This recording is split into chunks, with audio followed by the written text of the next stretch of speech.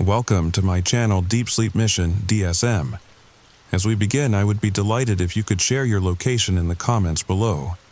It's truly inspiring to witness how far this content travels and to connect with viewers from across the world.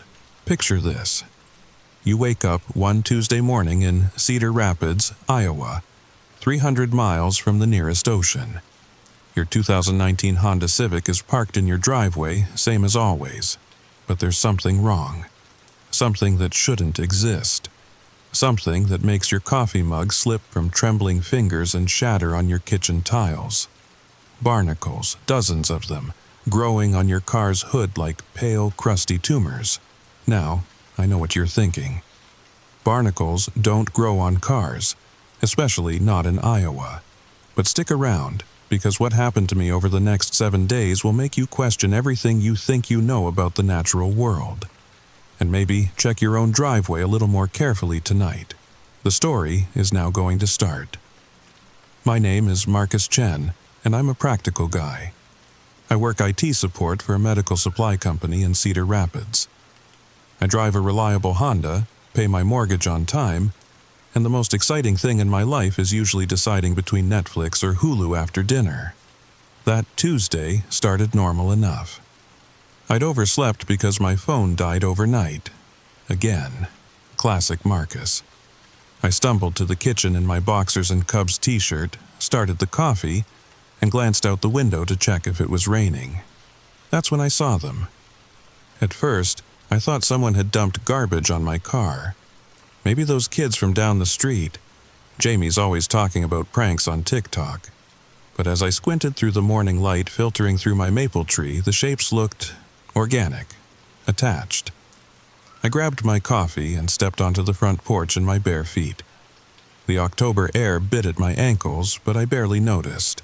There were maybe 30 of them clustered on my hood, each about the size of a silver dollar. They had that distinctive cone shape. Rough, grayish-white shells with darker ridges. I'd seen enough Discovery Channel documentaries to recognize barnacles when I saw them, but that was impossible. I walked closer, my heart doing this weird stuttering thing in my chest. The dew on my grass soaked through my socks, but I kept moving forward like I was in a trance. Up close, they looked absolutely real. I could see the intricate spiral patterns on their shells, the way they clustered together in irregular patches. One of them, near the Honda emblem, was slightly open, and I swear I saw something dark and wet inside. Moving. I reached out with one finger, hesitant. The shell felt exactly like I expected. Hard, rough, with those sharp little ridges that could cut if you weren't careful. It was firmly attached to my car's paint, like it had been growing there for months. My phone buzzed in my pocket. A text from my boss. Running late again. I'd completely forgotten about work. I took a step back, nearly tripping over my own feet. This was insane. I was standing in my driveway in Iowa, touching barnacles that were somehow growing on my car. Barnacles that belonged in tide pools and harbor walls, not suburban driveways surrounded by cornfields. I ran inside, threw on the first clothes I could find, and grabbed my laptop. 15 minutes of frantic Googling later, I had my answer. There was no answer. No documented cases of barnacles growing on cars. No scientific explanation for how marine organisms could survive, let alone thrive, hundreds of miles from salt water. But there they were. I called in sick to work, something I'd done maybe 3 times in 5 years. I spent the rest of the day researching, making phone calls that went nowhere. The local university's marine biology department thought I was pranking them. The folks at the Natural History Museum in Des Moines were polite, but clearly skeptical. By evening, I was starting to wonder if I was losing my mind. Stress could cause hallucinations, right? Maybe I'd been working too many late shifts, drinking too much coffee, not getting enough sleep. But when I checked on the car before bed, they were still there. If anything, they looked slightly bigger. Wednesday morning brought more barnacles. I counted 47 on the hood alone, plus a new cluster forming along the passenger side door handle. These new ones were smaller, like baby barnacles, if that was even a thing. I made a mental note to Google barnacle reproduction later, then immediately felt ridiculous for adding that to my research list. I tried scraping one off with a butter knife. Bad idea. The thing was attached so firmly that I ended up scratching my paint, and when I finally pried it loose, it left behind this root system. Thread-like tendrils that had somehow worked their way into microscopic cracks in the clear coat. The detached barnacle continued moving in my palm for nearly 30 seconds, a slow, pulsing motion that made my skin crawl. I dropped it on the driveway and watched it go still. That night, I set up my old webcam to record the car overnight. If these things were growing, I wanted proof. I angled it from my bedroom window and let it run from midnight to 6 a.m. What I saw in the footage made my hands shake so badly I had to watch it 3 times to be sure. They moved. Not constantly, but in small, coordinated waves every 20 to 30 minutes. The larger ones would open slightly, revealing dark, wet interiors while the smaller ones pulsed in rhythm. It looked almost like breathing. But the truly unsettling part came around 3:17 a.m. The footage showed something I hadn't noticed before, a thin, almost transparent film connecting the barnacles. In the infrared view from my security camera, it looked like a web of veins spreading across my car's surface. By Thursday, the barnacles had spread to the windshield. I woke up to find a line of them growing along the bottom edge of my windshield, right where it met the hood.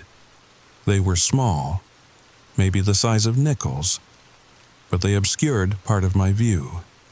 Driving to work became an exercise in leaning left and right to see around them. My coworkers started asking if I was okay. Jennifer from accounting said I looked peaked, which I guess was her polite way of saying I looked like death. I'd been surviving on energy drinks and whatever was left in my fridge, too distracted to shop for groceries or cook real meals. That evening, I tried a different approach. I called my Uncle Dave in Portland, the closest thing to a boat person in my family. He'd spent 20 years in the Coast Guard and knew more about marine life than anyone else I could think of. "Barnacles in Iowa?" Dave laughed. "Marcus, you been hitting the cooking wine?" I sent him photos. The laughing stopped. "Jesus, kid, those look real." His voice went serious. "But that's impossible. Barnacles need salt water to survive. They filter feed on plankton and microscopic organisms. Even if someone dumped a bunch of them on your car as a prank, they'd die within hours in fresh water." "So, what are they?" "I have no idea. But Marcus, be careful, okay? If these things are somehow alive and growing in Iowa, that means they've adapted to something we don't understand. Evolution doesn't work that fast unless there's pressure. Big pressure." After we hung up, I sat in my living room staring out at my car. The streetlight cast long shadows across the barnacle clusters, making them look like tumors in the darkness. What kind of pressure could make ocean creatures adapt to survive in a landlocked suburb? By Friday morning, my entire car looked diseased. The barnacles had spread across both sides, the roof, and were starting to cluster around the tires. The larger ones on the hood had grown to the size of ping-pong balls, and when I got close, I could hear a faint clicking sound coming from inside them. I'd called in sick again. My boss left a voicemail that was professionally concerned but clearly irritated. I played it back twice before deleting it. Work felt like a concept from another lifetime. The real problem wasn't just the barnacles anymore.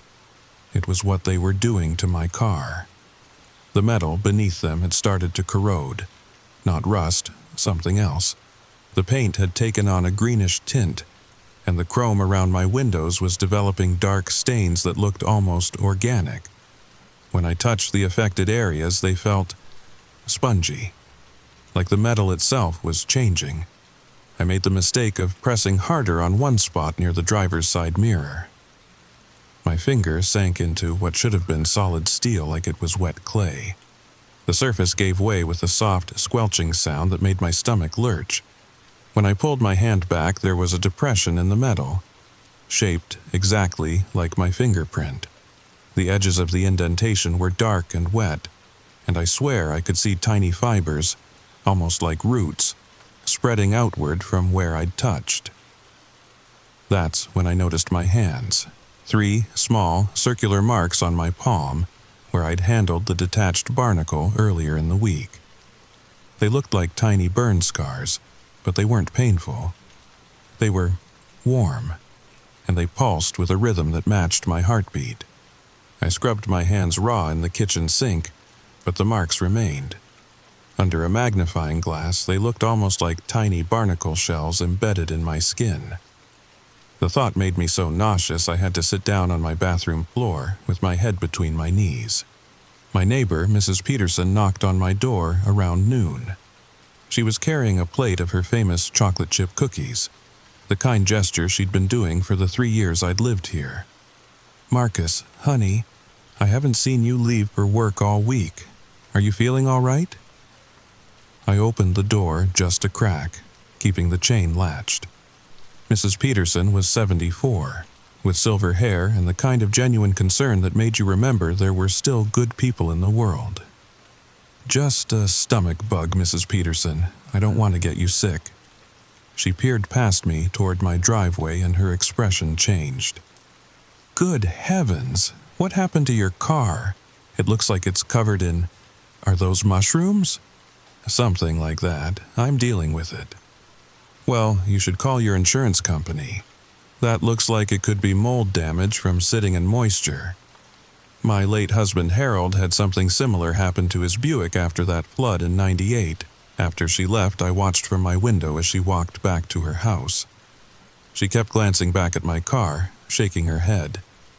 I wondered how I'd explain it when the barnacles, or whatever they were, started spreading to other properties. That thought sent a chill down my spine. I grabbed my binoculars, the ones I used for the occasional bird watching, and did a systematic survey of my neighborhood from my second-floor bedroom window. At first, everything looked normal. The Johnsons' immaculate lawn, the Martinez family's minivan in their driveway, old Mr. Kowalski watering his tomato plants like he did every evening.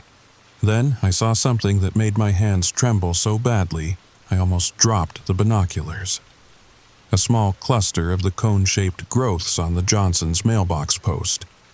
Maybe 6 or 7 of them, no bigger than dimes, but unmistakably the same organisms that were consuming my Honda.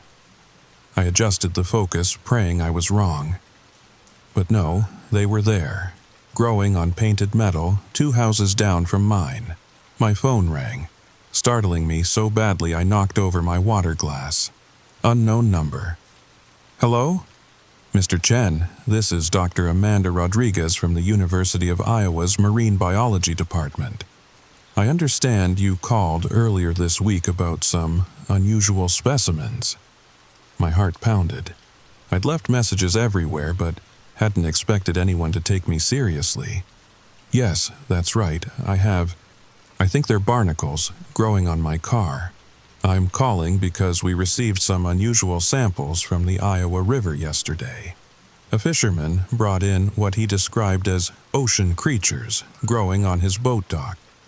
The description matches what you told my colleague." The world seemed to spin. Ocean creatures?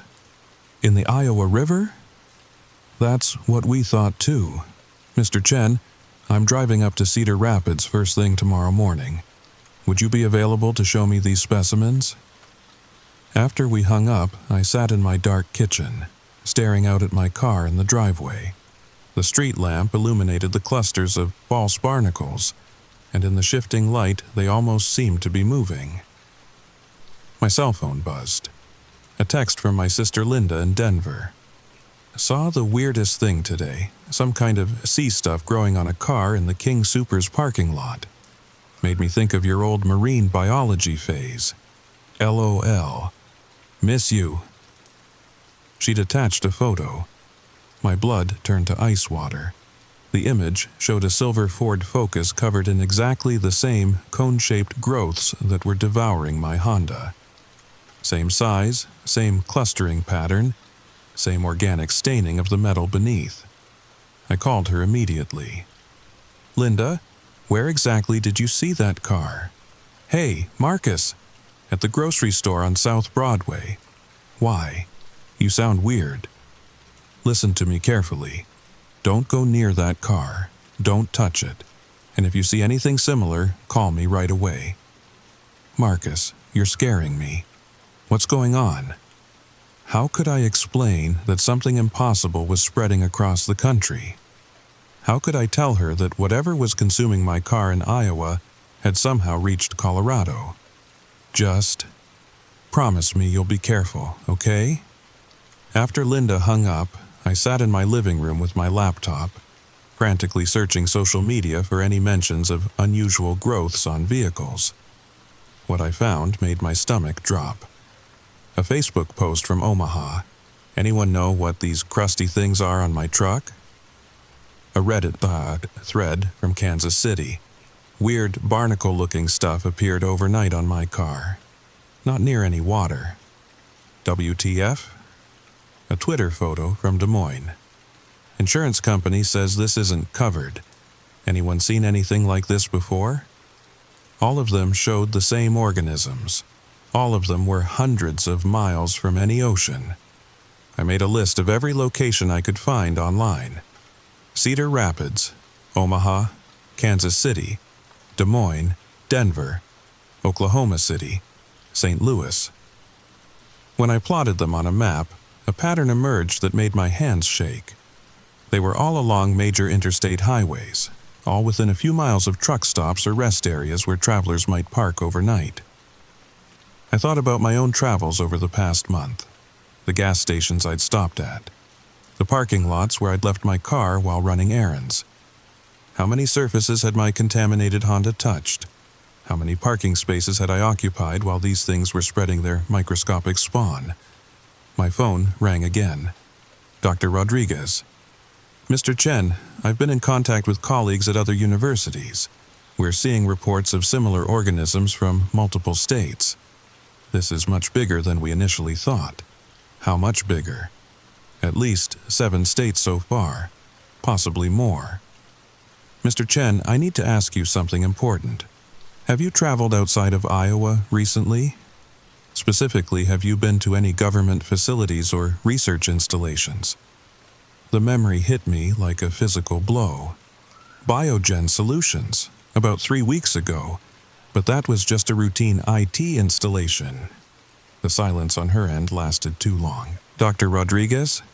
Mr. Chen, I'm going to give you a phone number. You need to call it right now. Ask for Agent Sarah Volkov. Tell her exactly what you just told me." I'd been avoiding taking my car anywhere public, but by Saturday morning, I couldn't stand the isolation anymore. I needed answers, and Jerry's auto body on the east side of town was the closest thing to an expert opinion I could get. The drive there was surreal. Other drivers kept staring at my Honda, some even pulling out their phones to take pictures at red lights. I caught glimpses of myself in storefront windows. A guy driving what looked like a science experiment gone wrong. Jerry took one look and backed away from my Honda like it was radioactive.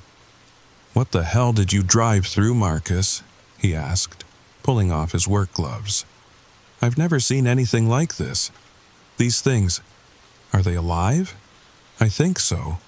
"Well, I can't help you. This isn't body work. This is like some kind of biology experiment gone wrong. You need to call the EPA or something." But as I was leaving Jerry's shop, something caught my eye in his employee parking lot. A beat-up Chevy Silverado with Wisconsin plates had 3 small growths near its rear wheel well. Tiny ones, easily missed unless you were looking for them. "Jerry," I called out, pointing to the truck. "Whose vehicle is that?" His face went pale when he saw what I was pointing at. That's Danny's truck. He drove down from Madison yesterday to help with a big repair job." Madison, Wisconsin? Yeah, why? I didn't answer. I was too busy calculating distances, travel times, contamination vectors. If these organisms could hitchhike on vehicles traveling interstate routes, by the time I got home, I had 17 missed calls from unknown numbers and 43 unread emails. Word was spreading on social media faster than I could track. Someone had posted a video of my car from Jerry's parking lot, and it was already being shared across automotive forums and conspiracy theory websites. The comments ranged from skeptical to terrified. Obviously fake, good CGI though. I've seen similar stuff in Topeka. This is real. Government bioweapon testing, mark my words. Everyone in that area needs to evacuate now. The EPA was surprisingly responsive when I mentioned potential environmental contamination. Agent Sarah Volkoff arrived at my house Saturday morning in a white SUV with government plates and equipment that looked like it belonged in a science fiction movie. She spent 3 hours taking samples, measurements, and photographs. Her expression grew more concerned as the morning wore on. "Mr. Chen," she said finally, sealing the last sample in a biohazard container, "I need you to avoid contact with your vehicle until we get lab results back. Don't touch it, don't drive it, and definitely don't try to remove any more specimens. What do you think they are?" She glanced at my car, then back at me. "Honestly, I have no idea. But they're not behaving like any barnacle species in our database. The growth rate alone is unprecedented, and the fact that they're surviving in a freshwater environment," she shook her head. "We'll have preliminary results by Monday." That night, I barely slept. Every few hours, I'd get up and check on the car from my bedroom window. The barnacles seemed more active in the darkness, and I swear the clicking sounds were getting louder. Around 4 a.m., I noticed something that made my blood freeze. The barnacles weren't just on my car anymore. There were 3 small ones on the concrete of my driveway about 2 feet from my rear tire. They were tiny, no bigger than my thumbnail, but they were definitely there, definitely alive, and definitely growing on bare concrete. I grabbed my phone and called Agent Volkoff's emergency number. "They're spreading," I whispered into the phone, trying not to wake my neighbors. "They're not just on the car anymore." Her voice was instantly alert despite the early hour. "How far?" "A few feet so far, but Agent Volkoff, what if they don't stop? What if they keep spreading?" The silence on the other end of the line lasted too long. "We're expediting the lab work," she said finally. "Don't leave your house until I call you back." Agent Volkoff called at 2:47 p.m. on Sunday. "We need to talk. I'm coming over with a team." 20 minutes later, 3 government SUVs pulled into my driveway. Agents in hazmat suits began setting up a perimeter around my car while Volkoff approached my front door in full protective gear. "The lab results came back," she said through her face mask. "These aren't barnacles, Mr. Chen. They're not any known terrestrial or marine species." My legs felt weak. "What are they?" "Something new. The genetic analysis shows characteristics we've never seen before, almost like they're designed rather than evolved." She looked past me toward my car. "Mr. Chen, have you been anywhere unusual in the past few weeks? Any construction sites, industrial areas, places that might have been exposed to experimental chemicals?" I thought back through my routine. Work, home, grocery store, gas station. Wait. I remembered something. 3 weeks ago, I had to drive out to that new tech campus outside town. We were installing computer systems for some kind of research facility. Volkoff's body language shifted. "Which facility?" "Biogen Solutions. They do some kind of advanced materials research. Something about bioengineering applications for extreme environments." She was already on her radio, speaking in codes I didn't understand. When she finished, she turned back to me with an expression I couldn't read through the hazmat suit. Mr. Chen, Biogen Solutions, was working on a classified military contract. They were developing organisms that could survive in space, specifically life forms that could establish colonies on other planets by adapting to any environment they encountered. The world seemed to tilt sideways. You're saying these things are alien? No, they're human-made. Bioengineered organisms designed to be the ultimate colonizers. They can adapt to any environment, reproduce rapidly, and transform local materials into something they can use for shelter and food. She gestured toward my car. Your car isn't just covered in these things. It's being converted into something they can use. But how did they get on my car? That's what we're trying to figure out. Biogen reported a containment breach 3 weeks ago, right around the time you were there installing systems. These organisms were designed to be transported dormant and then activated by specific environmental triggers. I stared at my Honda, now barely recognizable under its coating of false barnacles and spreading organic growth. The metal was turning soft and spongy, the glass was becoming cloudy, and the entire structure seemed to be digesting. What happens now? I asked. We contain the spread and study how to neutralize them. She paused. Mr. Chen, you should know that early models of these organisms were designed with a failsafe. They're supposed to go dormant after 30 days if they don't receive a specific chemical signal. Supposed to? The problem is, these organisms are designed to adapt. If they've survived this long in an environment they weren't created for, they might have evolved past their original programming. As if responding to her words, a new sound emerged from my driveway. The clicking had become a rhythmic pulsing, and the barnacle-like creatures were opening and closing in unison. The growth on my car seemed to shimmer in the afternoon light. "Agent Volkov," one of her team members called out. "We're reading elevated activity levels. The organisms appear to be entering a new phase." She grabbed my arm. "We need to get you out of here. Now." As we hurried toward her SUV, I looked back at my house, my normal, suburban house in Cedar Rapids, Iowa. The creatures had spread another 6 feet across my driveway, and I could see a new growth starting on the base of my mailbox. "Where are we going?" I asked as we drove away. "Somewhere safe while we figure out how to stop this." She glanced in the rearview mirror. "Mr. Chen, I need you to think carefully about everywhere you've been since visiting Biogen. Every gas station, every parking lot, every place you might have left traces of these organisms." My stomach dropped. "I've been driving all over town for 3 weeks. I know." We drove in silence for several minutes before she spoke again. "The good news is that we caught this early. These organisms need a specific host material to really establish themselves. That's why they've been focused on your car. What's the bad news?" She was quiet for so long that I thought she hadn't heard me. Finally, she said, "The bad news is that your car isn't the only place we're finding them anymore." That was 18 months ago. I'm writing this from a secure facility outside Denver, Colorado, where I've been living since the Cedar Rapids incident. The government calls it a voluntary relocation program, but the armed guards and biometric scanners suggest otherwise.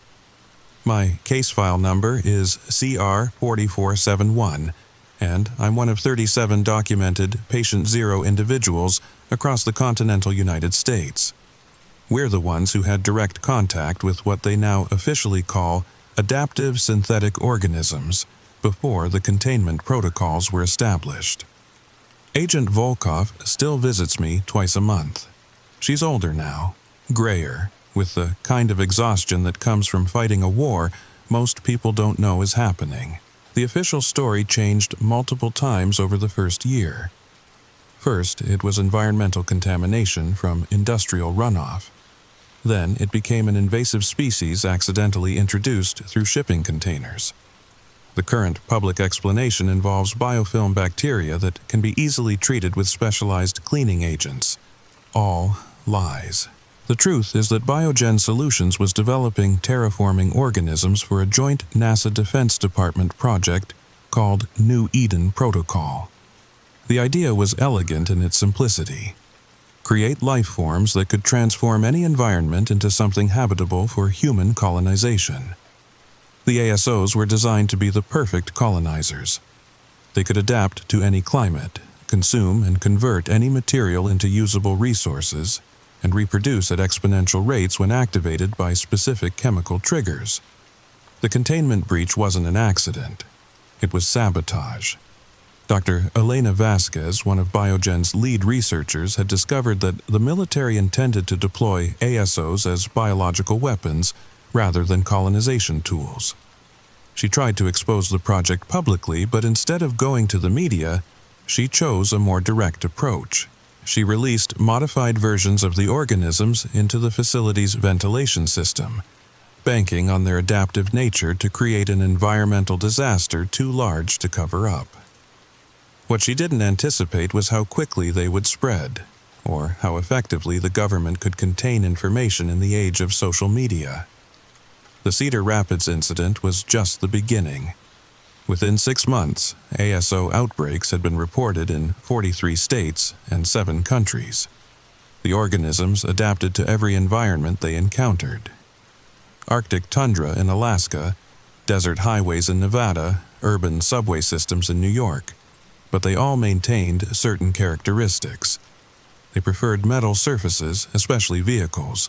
They spread along transportation networks, and they showed an unusual affinity for electronic systems. Agent Volkov explained it during one of our sessions last month.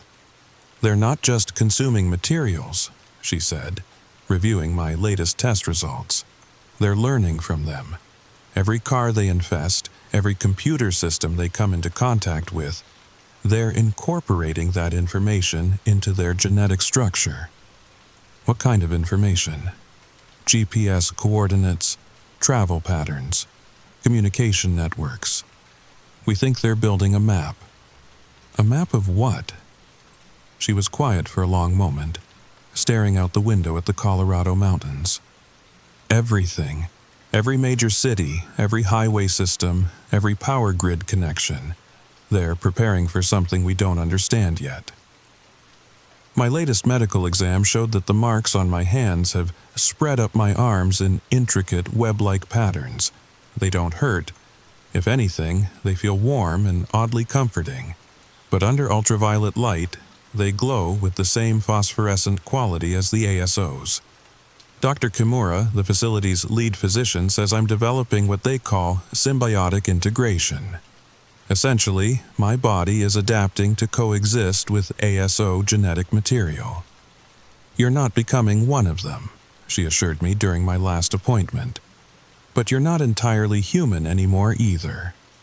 The other patient zeros and I have started meeting informally in the rec room after dinner. Sarah from Portland can sense ASO activity within a 50-mile radius.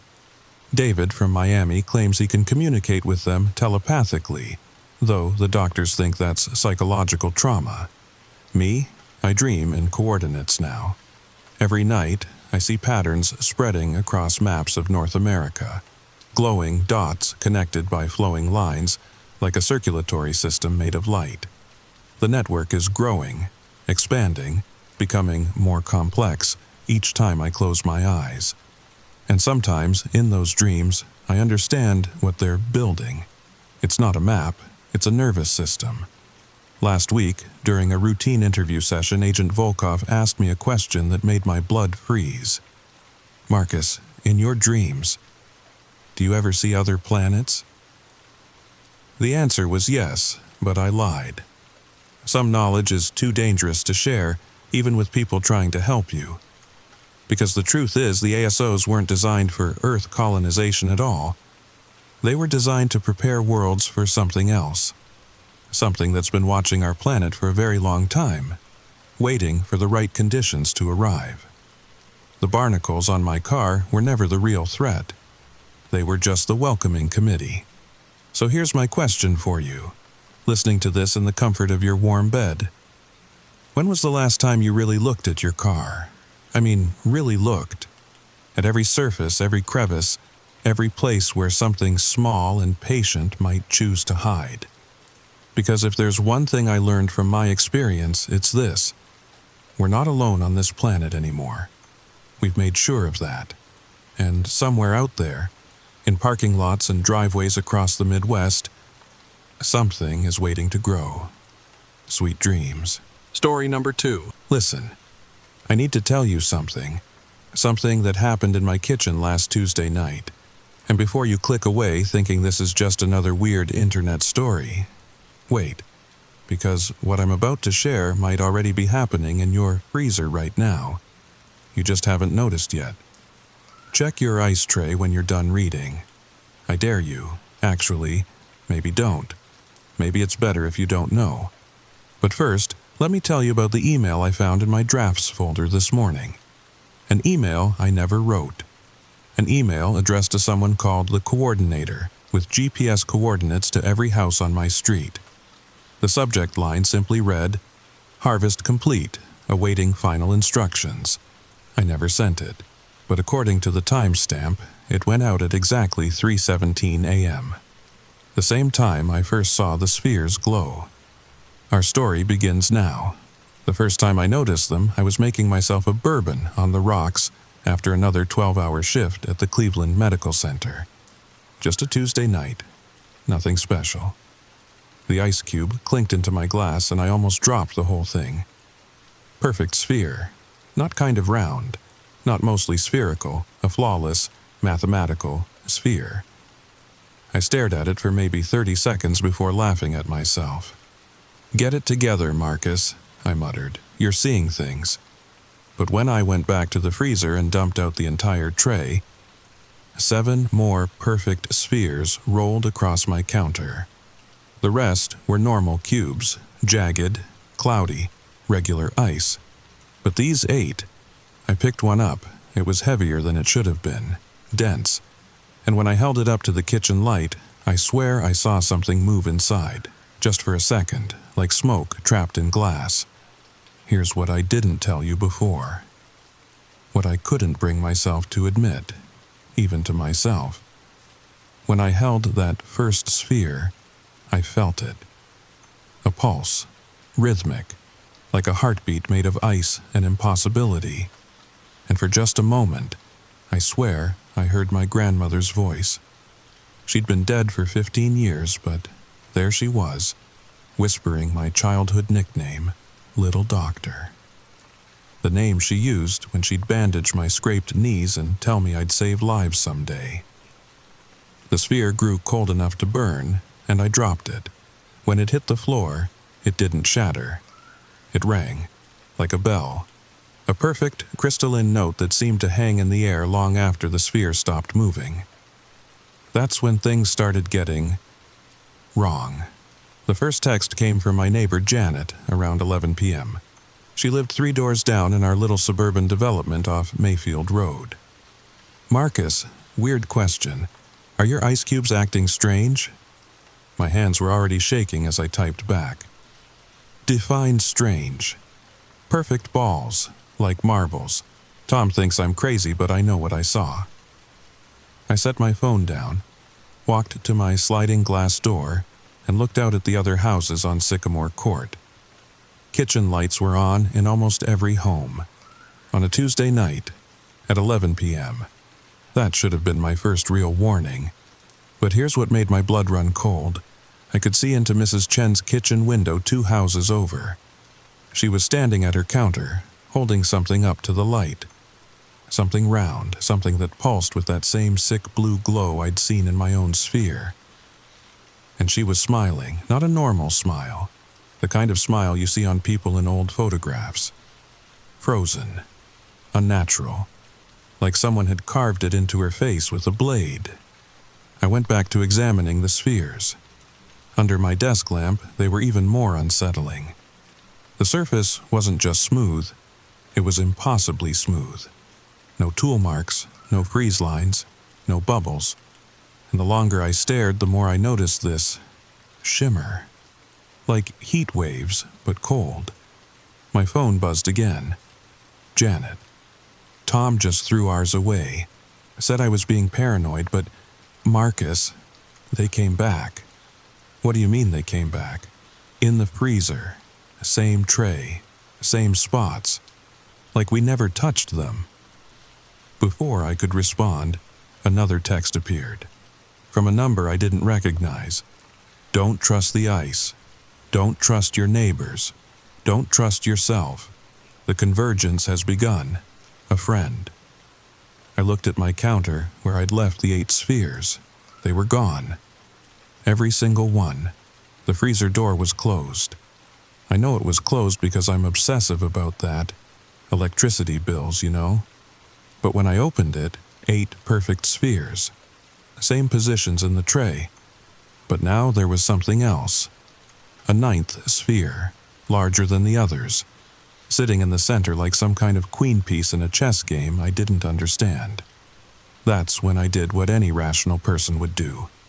I grabbed a hammer from my garage. The first sphere wouldn't break. I brought that hammer down hard enough to crack concrete and it just bounced. The ice didn't even chip. The second, third, fourth, nothing.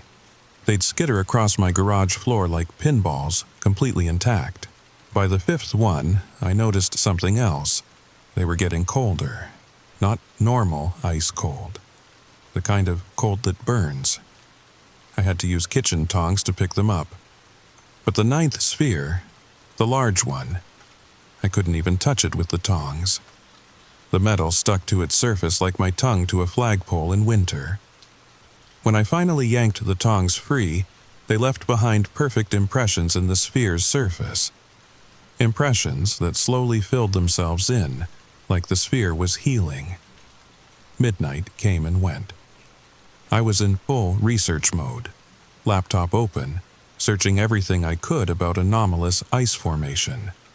Nothing. Forums, scientific papers, even conspiracy sites. Nobody talking about perfect ice spheres. Then I found one thread, posted 3 hours earlier on some obscure message board. The username was just numbers, 446. My zip code. They're listening through the ice. Don't let them complete the circuit. That was it. No replies, no explanation, account deleted. But there was something else. A timestamp showing the post had been edited multiple times. Each edit adding a single letter. When I put them together, they spelled out Sycamore Court. My street name. I wish I'd paid more attention to that warning. By 2 a.m., I'd convinced myself I was having some kind of stress-induced breakdown. 12 years of emergency medicine. It takes a toll. I decided to sleep it off, deal with it in the morning like a rational person. But sleep wouldn't come. Every time I closed my eyes, I heard it. This humming. Low frequency, almost below perception. Coming from the kitchen. I tried to ignore it, covered my head with a pillow, but the sound got into my bones somehow. Vibrating, pulling, at 3:17 a.m., I know the exact time because I checked my phone. I gave up and went back to the kitchen. All the ice in the tray was spherical now. Every single cube, and they were glowing. Faintly. This sick, pale blue light that made my kitchen look like an aquarium. I stood there in my boxers and t-shirt, watching these impossible objects pulse in rhythm with that infernal humming. But here's what I couldn't bring myself to tell you before. The spheres weren't just glowing. They were projecting. Images. Memories. I saw my childhood bedroom, the nightlight my mother left on because I was afraid of the dark. But in this projection, the darkness moved. It had weight. It had hunger. I saw the first patient I lost. Mrs. Rodriguez, 67, cardiac arrest. But in the sphere's memory, she didn't die on my table. She opened her eyes at the moment her heart stopped and whispered, "The ice remembers everything." I saw myself as an old man, sitting in a rocking chair I didn't recognize, in a house I'd never seen, surrounded by grandchildren I'd never had. all of them staring at me with eyes made of ice. That's when I saw Janet's husband, Tom, through my kitchen window, standing in his backyard, still as a statue, facing his house, just standing there in his pajamas. But he wasn't alone. Mrs. Chen was in her yard too, and old Mr. Peterson from the corner house, the Washingtons from across the street, all of them standing, all of them still, all of them facing their homes like compass needles pointing north. I texted Janet, no response. The spheres pulsed brighter. I decided to go outside, check on Tom. The moment I stepped onto my patio, the cold hit me like a physical thing. October in Cleveland gets chilly, sure, but this was different. This was the kind of cold that comes from somewhere else, somewhere that shouldn't exist. "Tom?" I called out. "You okay, buddy?" He turned his head, just his head. Body stayed perfectly still. And his eyes, God, his eyes were frozen.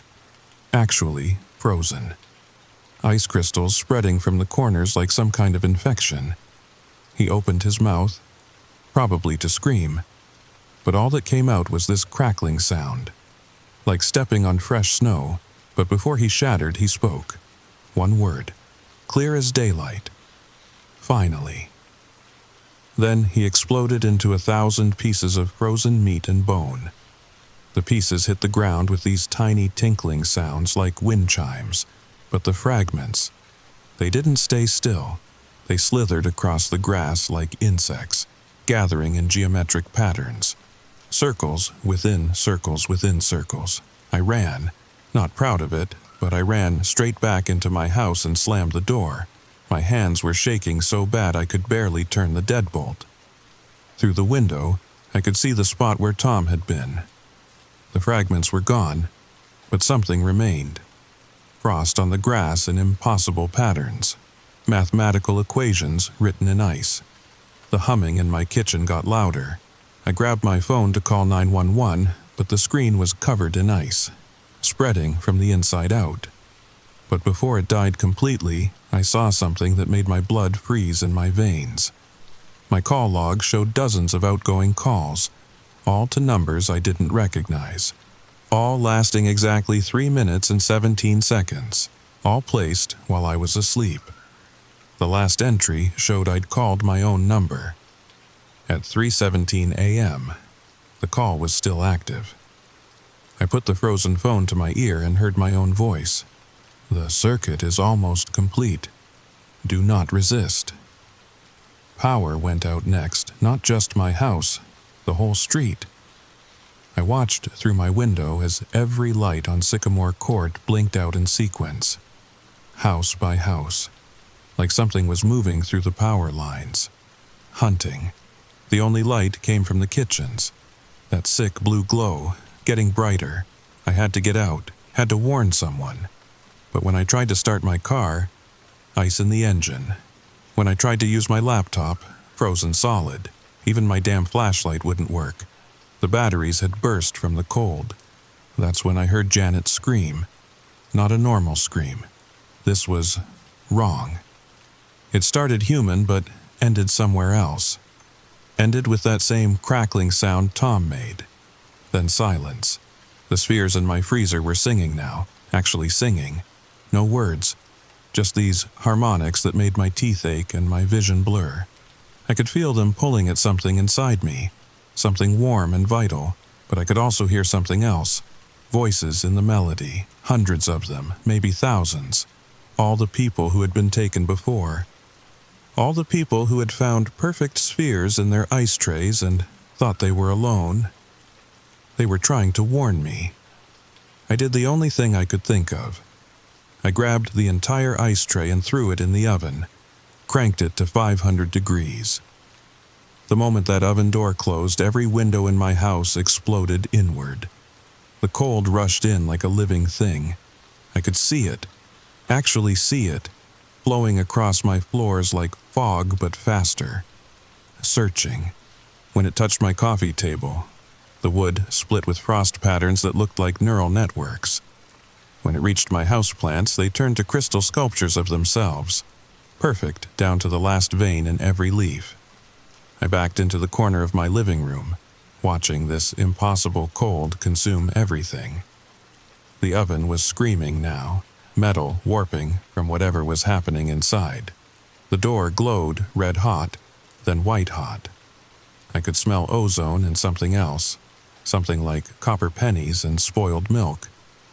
Then the voices started. They came from everywhere. The walls, the frozen television, the ice-covered ceiling. Overlapping whispers in a language that hurt to hear, but underneath the alien sounds I could pick out familiar voices. Tom, Janet, other neighbors I'd barely spoken to. But there were older voices too, dozens of them, hundreds, all the previous harvests from previous streets in previous cities. I heard accents from across the world, languages I couldn't identify, all of them saying the same thing in their native tongues. Let us in, let us in, let us in. The oven door burst open. Instead of heat, more cold poured out. And with it, the spheres. But they weren't ice anymore. They were something else. Something that moved like liquid mercury but felt like static electricity in the air. They circled me, slowly, like predators, like they were savoring the moment. That's when I saw what was really happening. Through my broken windows, I could see into every house on Sycamore Court. Every kitchen was filled with that blue glow. Every freezer was open. Every neighbor stood motionless in their yards, ice spreading from their feet like roots. But they weren't just standing there. They were connected. Thin streams of ice stretched between them, creating a network, a circuit, and I was the final node. That's when I remembered something, a dumb factoid from a documentary I'd watched years ago, about how certain frequencies can shatter glass. Resonance. Everything has a resonance. I started humming, badly, off-key, but I matched their frequency and then shifted it, just slightly. One sphere wobbled. The voices in the ice screamed. Not just the neighbors, all of them, every soul that had been harvested, every person who had found perfect spheres in their freezer and failed to escape the circuit. But some of those voices, some of them were trying to help me. My grandmother's voice rose above the others. Sing, little doctor. Sing them back to sleep. I hummed louder, adjusted the pitch. Another sphere started vibrating. They didn't like that. The whispers turned to shrieks. The cold pressed in harder. I could feel frost forming on my skin, in my lungs, but I kept humming, kept shifting the frequency. The first sphere cracked. Not like ice, like reality. A hairline fracture that leaked darkness so complete it hurt to look at. That's when I saw what was really inside them. Not eyes. Universes. Entire cosmologies of suffering. Billions of frozen worlds where the ice had won, where the circuit had completed, where every living thing stood motionless in eternal winter, fuel for something so vast and hungry it defied comprehension. The sphere shattered completely, and something wet and wrong splattered across my floor. It moved for a few seconds, trying to reform, then dissolved into vapor that smelled like ozone and fear. But as it died, I heard it whisper, "Thank you." The other spheres backed off, regrouping, recalculating. I pressed my advantage, hummed harder, threw in harmonics I didn't know I could make. My throat was raw, bloody, but I didn't stop. Couldn't stop. One by one, the spheres cracked, shattered, died, each one screaming with 1,000 stolen voices. I recognized some of them. Tom laughing at a barbecue last summer, Janet complaining about her rose bushes, the kid from 2 houses down practicing violin. All of them trapped, all of them fuel for something. But as each sphere died, I felt something else. Relief. Not just from me, but from the voices inside. They were being freed. sent to whatever comes after this existence instead of being trapped forever in crystalline prisons. When the last sphere broke, the cold retreated like a tide going out. The ice on my walls sublimated instantly, leaving everything damp and wrong-smelling. The power flickered back on. My phone buzzed with 2 days' worth of messages I'd never received. But something had changed. The house felt different. Lighter, somehow. As if a terrible weight had been lifted. I sat on my wet floor until sunrise, afraid to move, afraid to check on my neighbors, afraid to look in my freezer. When I finally did look outside, Sycamore Court seemed normal. Cars in driveways, newspapers on porches. Tom's truck parked exactly where it always was, but the frost patterns remained. Geometric. Perfect. And in the center of each lawn, a small circle of Part 4. The aftermath. I called in sick to work. First time in 3 years. Spent the morning walking the neighborhood, trying to convince myself it had been a dream. Some kind of hallucination. Tom answered his door on the third knock, looked exactly like himself, smiled, complained about the Guardians' playoff chances, everything normal except his eyes. For just a second, when the sun hit them, I saw ice crystals, deep inside, waiting. But there was something else, something new. When he blinked, the crystals flickered. Unstable, like they were fighting something. "Crazy dreams last night," he said. "You ever have those dreams where you're freezing, can't move, but then you hear singing and suddenly you can move again?" I stared at him. "Singing? Yeah, like someone was trying to wake me up. Weird, right?" I mumbled something and left, my mind racing. Janet was in her garden, pruning roses that hadn't grown right all summer. She waved with gardening shears that caught the light strange. "Marcus, feeling better? You looked terrible yesterday." "Yesterday?" I asked. "When you knocked on my door at 3 a.m., rambling about ice cubes?" She laughed, but it sounded almost normal now. Human. "I told you to cut back on the bourbon, but you know what? After you left, I had the strangest dreams. I dreamed I was trapped in ice, and then I heard music. Beautiful music. And suddenly I could breathe again." I didn't remember knocking on her door. I didn't remember anything except the ice. Back home, I avoided the kitchen for hours, but eventually, thirst won. I opened the freezer like I was defusing a bomb.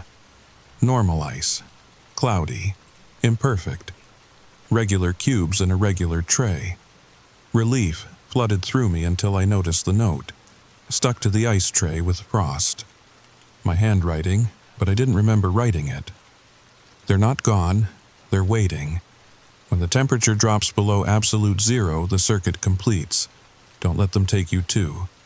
The song worked this time. Will it work again? MPS. Check the basement. Below absolute zero. Impossible. That's less than impossible. That's a violation of physics, of reality.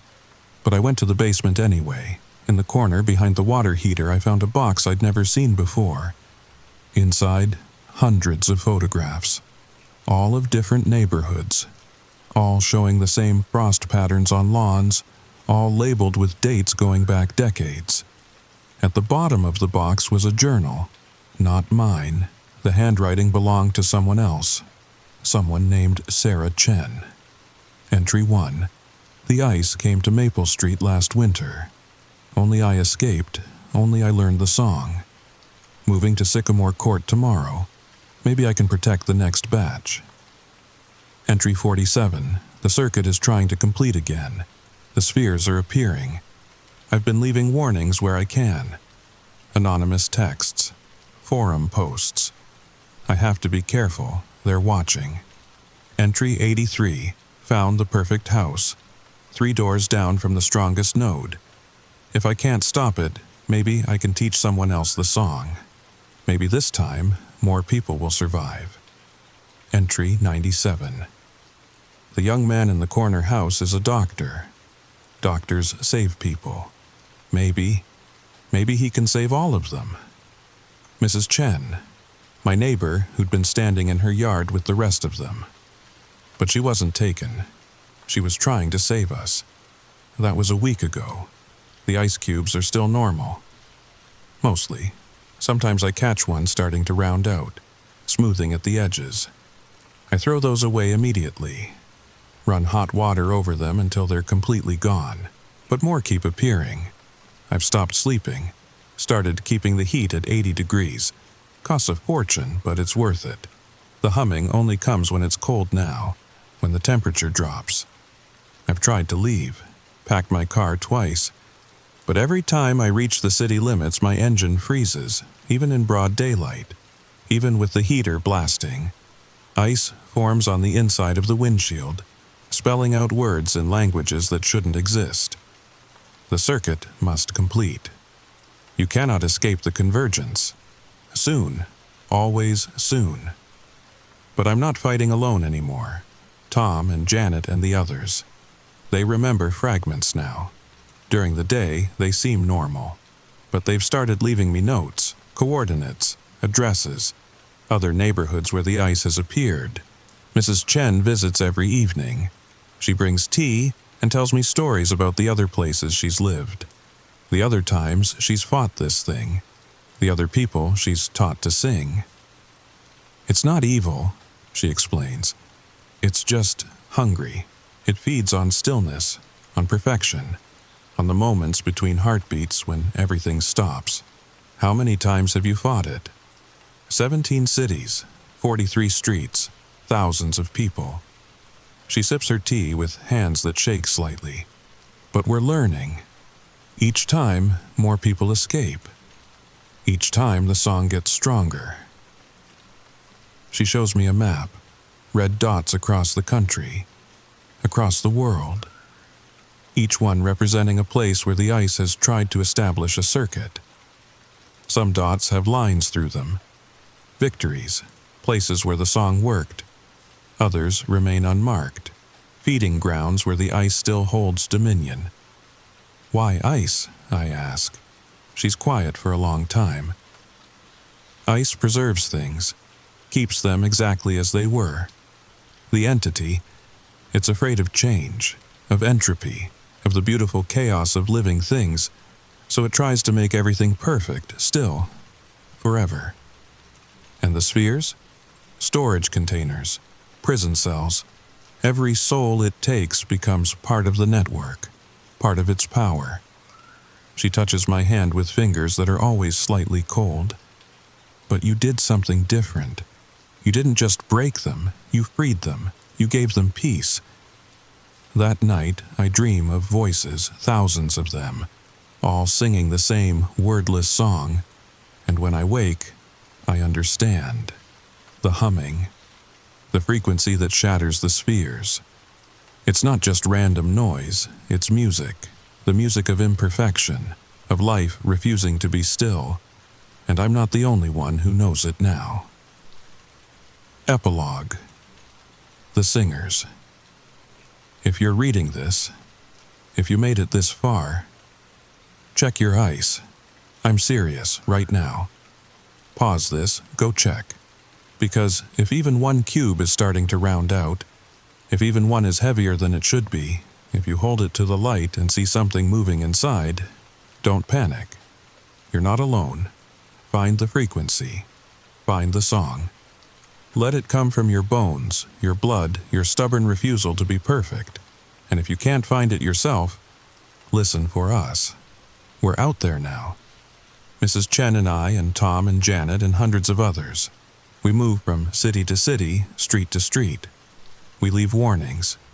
We teach the song. We break the circuits before they can complete. Sometimes we arrive too late. Sometimes we find neighborhoods where everyone stands motionless in their yards, ice spreading from their feet like roots, their souls trapped in perfect spheres. But sometimes we arrive just in time. Sometimes we find someone like you, reading stories like this, checking their freezer with trembling hands. and we teach them to sing. The entity is patient. It's been doing this for millennia, feeding on civilizations across the galaxy. Ice ages aren't accidents, they're harvests. But we're patient too.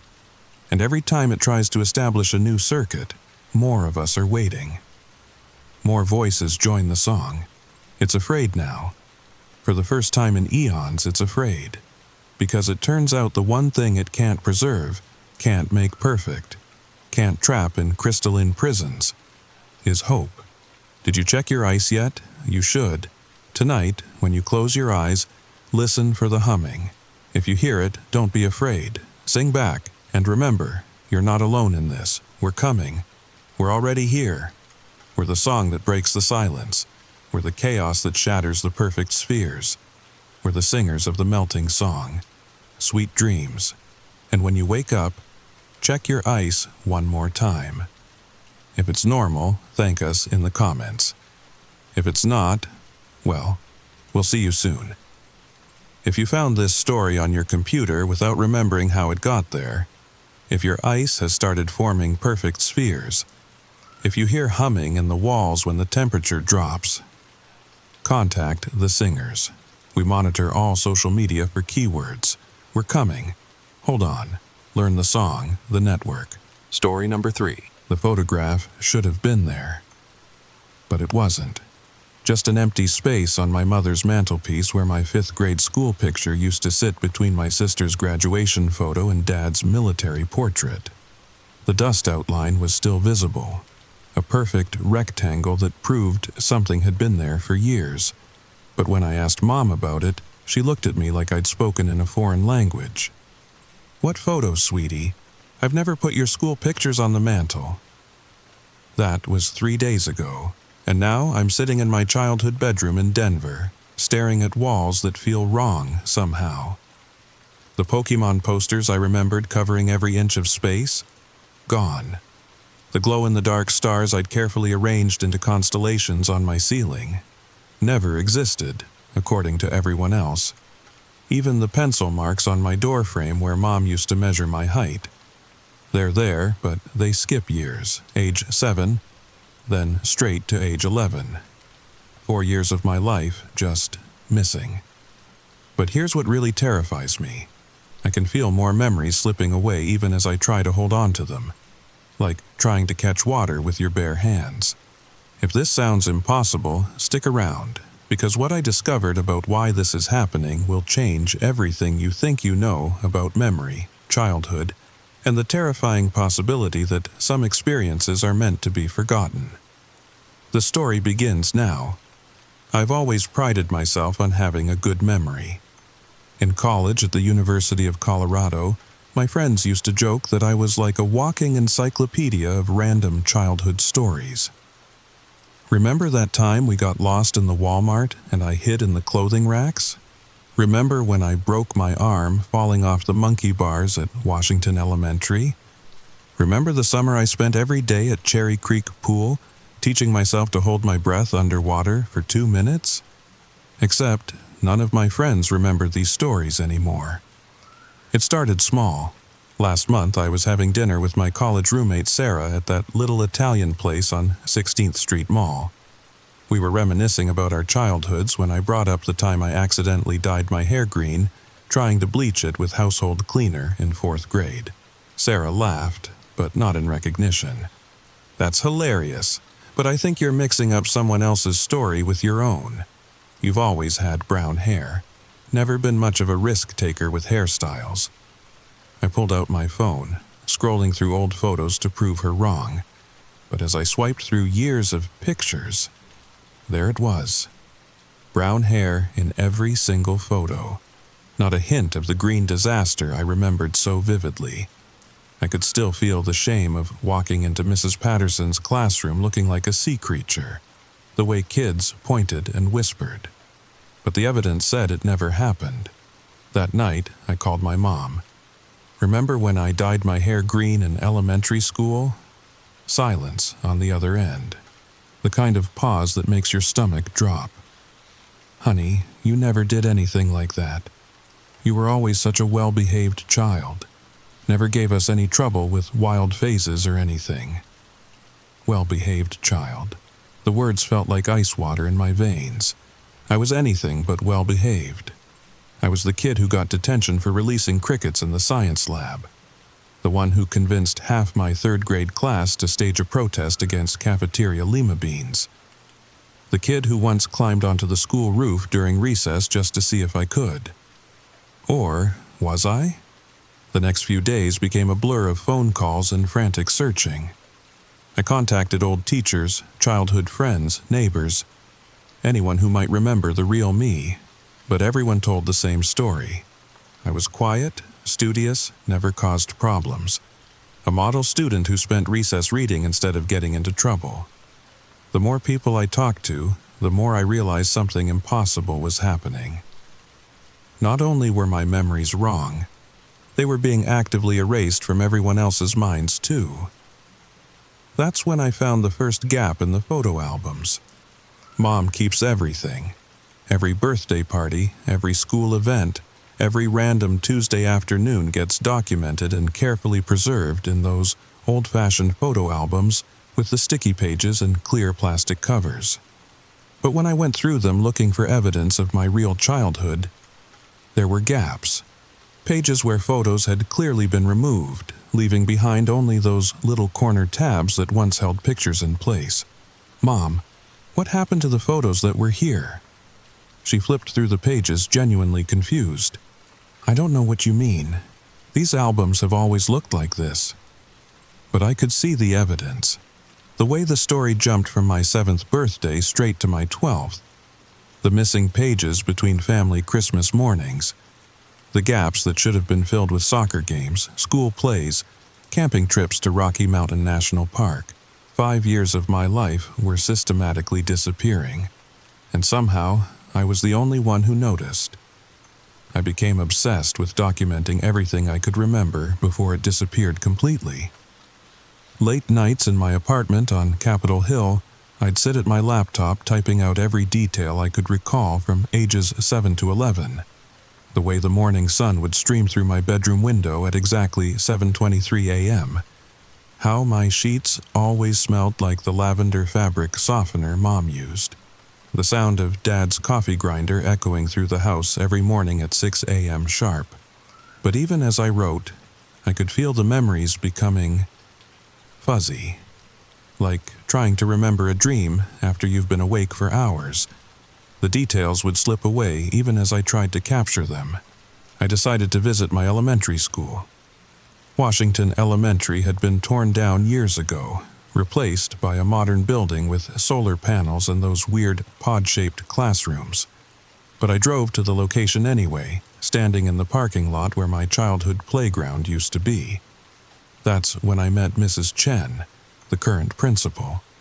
She'd been a teacher at the old school during my years there. "Excuse me," I approached her as she was getting into her car. "I'm trying to remember something from when I was a student here. Did you ever have a student named—" I gave her my full name. She stopped, keys halfway to the ignition, and turned to look at me with the strangest expression. "How do you know that name?" The question hit me like a physical blow. Because that's my name. I went to school here from 2003 to 2009. Mrs. Chen stepped out of her car, studying my face with an intensity that made my skin crawl. "You look familiar," she said slowly. "But that student, there was something wrong with that situation. Something we were told never to discuss." My heart started racing. "What do you mean, something wrong?" She glanced around the empty parking lot, then leaned closer. There were forms, official documents that came from somewhere. Downtown, I think.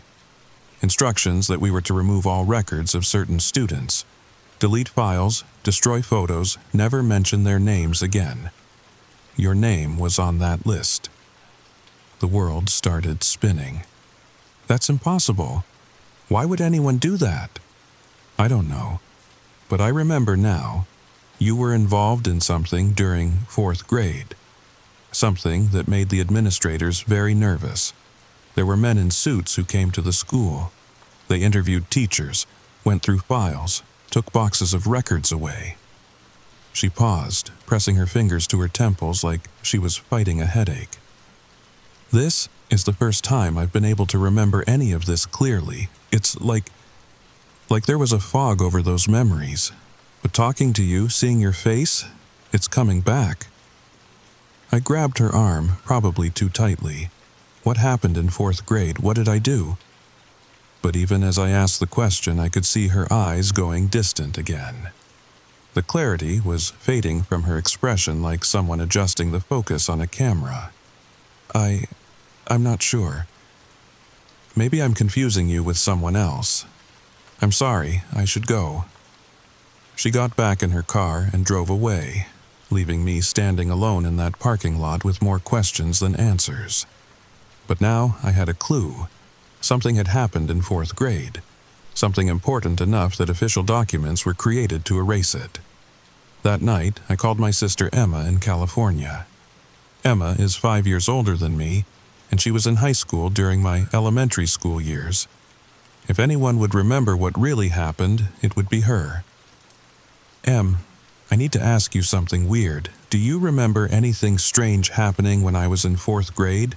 Like anything involving the school, or men in suits, or official documents? The silence stretched so long I thought the call had dropped. Emma? Why are you asking about that? My pulse quickened. She remembered something. Because I think someone is erasing my childhood from everyone's memory. But you remember, don't you? What happened? I can't talk about this over the phone. Can you fly out here this weekend? Emma, just tell me. No, not over the phone. Promise me you'll come out here and I'll tell you everything. But we have to be careful who we trust. The call ended, leaving me staring at my phone in the darkness of my apartment. My own sister was scared to talk about my childhood over the phone. What could a 9-year-old have possibly done that was so serious it required this level of cover-up? But as I booked my flight to San Francisco, I realized something even more disturbing.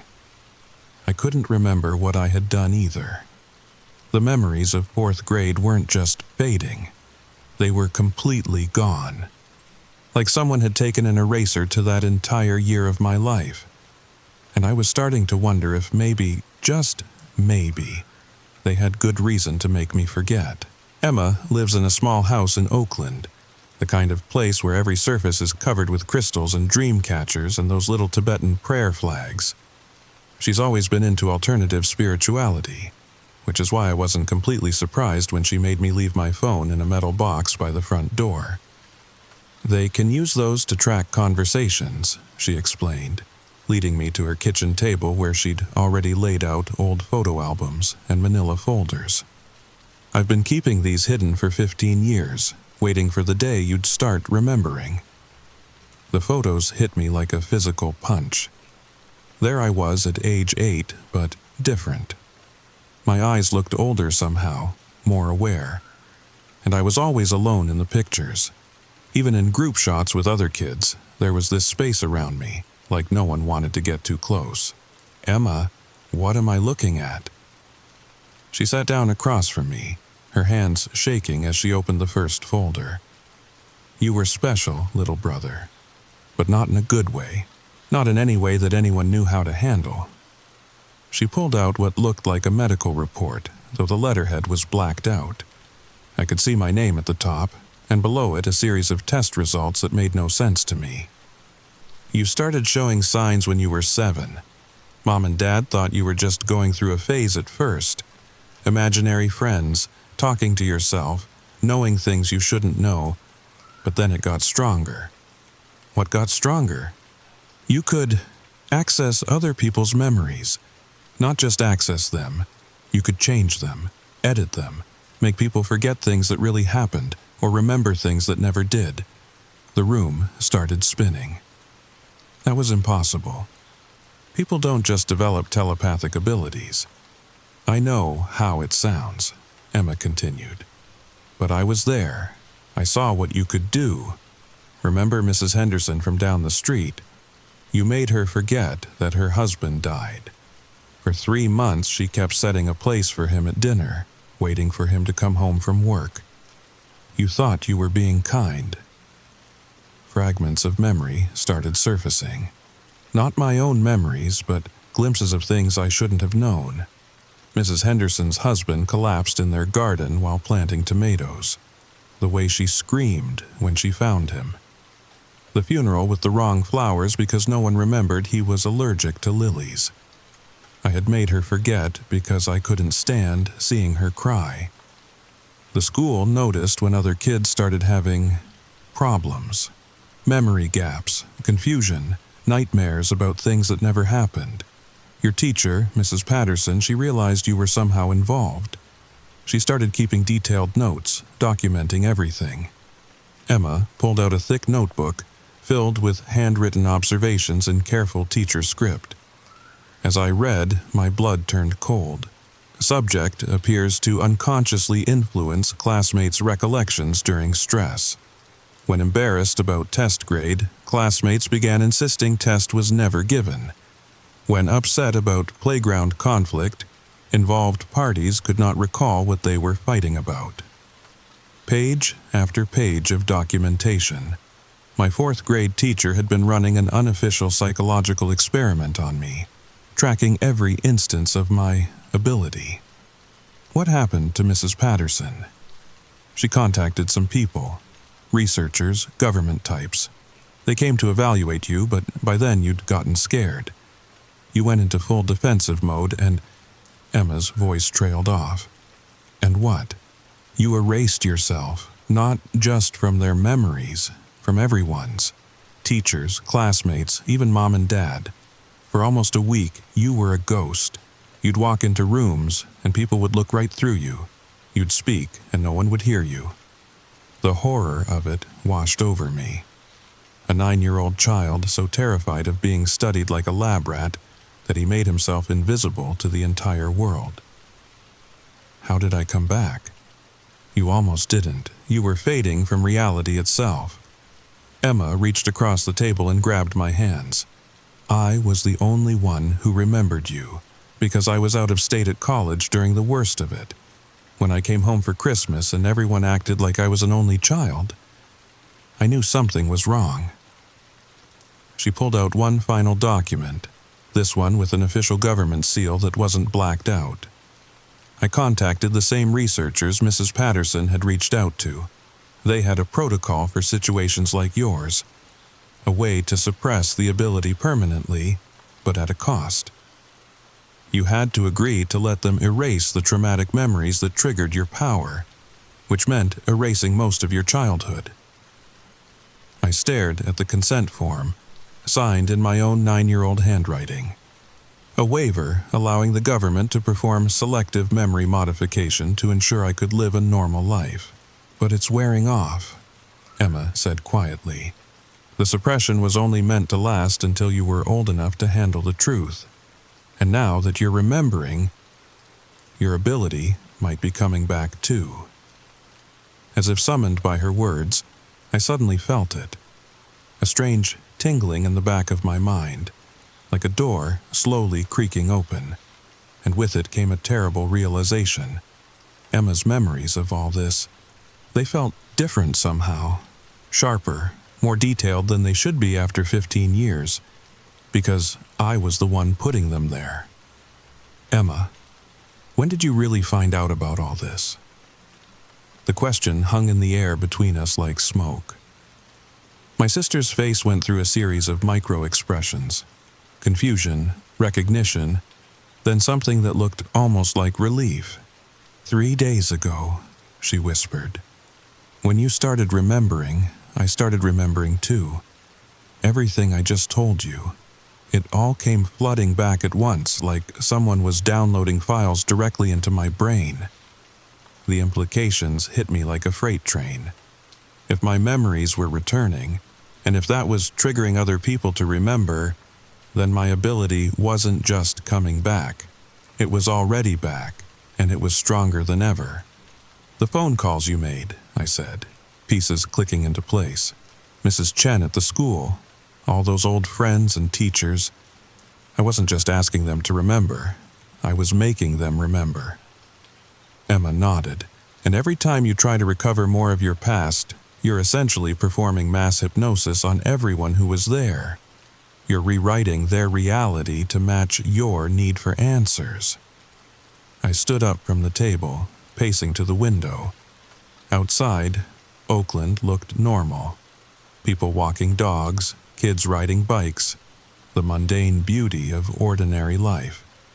But I could feel it now, the way my thoughts were reaching out, touching other minds like fingers skimming the surface of water. "There's something else," Emma said behind me. "The reason they couldn't permanently erase your ability, it's because it's not just telepathy. You're not reading minds or implanting memories. You're actually changing the past." I turned back to her. "That's impossible." "Is it? Think about those photo albums. The missing pictures weren't removed by hand. They never existed in the first place. When you changed people's memories of events, you changed the events themselves. Reality reshapes itself around your will." The room felt like it was tilting. If that was true, then everything I thought I knew about my childhood, about the nature of memory and reality itself, was wrong. "But there are limits," Emma continued.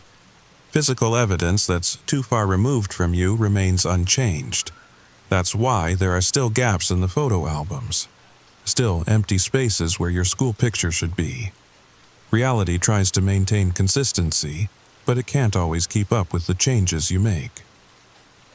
I thought about Mrs. Chen, how confused she'd looked when I asked about my name, how she'd said there were official documents instructing the school to erase records of certain students.